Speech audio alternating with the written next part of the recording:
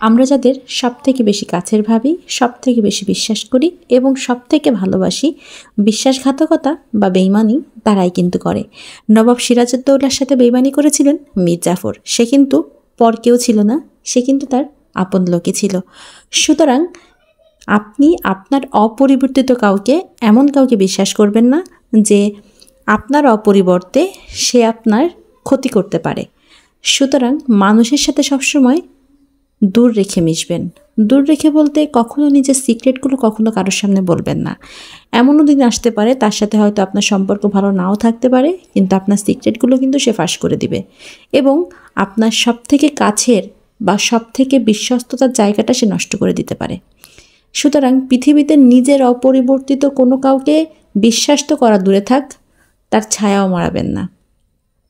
একদিন 2 দিন মানুষ ভুল করতে পারে, কিন্তু প্রতিদিন যখন দেখবেন যে একই মানুষ বারবার ভুল করছে বা কিছু মানুষ ঘুরে ফিরে একই ভুল করছে, তখনই বুঝে নেবেন এই মানুষগুলো টক্সিক। এই মানুষগুলো আপনার জন্য না। সবসময় মানুষের সাথে দূরত্ব বজায় রেখে চলবেন, কারণ সম্পর্ক দূর থেকেই ভালো। অতিরিক্ত পিড়িতে কাঁথা ছেড়ে কথাটা কিন্তু খালি খালি আসেনি, শুধু শুধু কথাটা কিন্তু আসেনি। আমার মতে মানুষের সাথে সবসময় দূরত্ব বজায় রেখে মেশা উচিত এবং কাছের মানুষের থেকে সবসময় দূরত্বে রাখা উচিত। বন্ধুবান্ধব হোক, মা বাপ হোক বা অন্য কাছের আত্মীয় স্বজন হোক, সবার থেকে দূর রেখে যদি আপনি মিশতে পারেন, দেখবেন সবার সাথেই আপনার সম্পর্ক ভালো আছে। সুতরাং আমি মূল কথা এটাই বলতে চাচ্ছি যে নিজের অপরিবর্তে নিজেকেও আপনি বিশ্বাস করবেন না। শুধু নিজেরটুক নিজে বুঝে নেবেন। আপনি সবার মন জয় করে চলতে পারবেন না, পৃথিবীতে সবাই মন জয় করে চলাও সম্ভব না। শুধুমাত্র পৃথিবীতে আপনার জন্ম হয়েছে মহান আল্লাহ তাআলার সৃষ্টি, সে আমাদের সৃষ্টি করেছে, তার সন্তুষ্টি অর্জন করাই আমাদের কাজ। কে কি বলল, কে কি করলো, আপনি যদি 100টা উপকার করেন এবং 100টার ভিতর যদি আপনি একটা উপকার করতে না পারেন, দেখবেন আপনি খুব খারাপ হয়ে গেছেন। তো আজকে অনেক কথা বললাম, অফ টপিক্সে কথা বললাম। রান্না করছি আজকে বাগদা চিংড়ি দিয়ে, উস্তে আর আলু দিয়ে।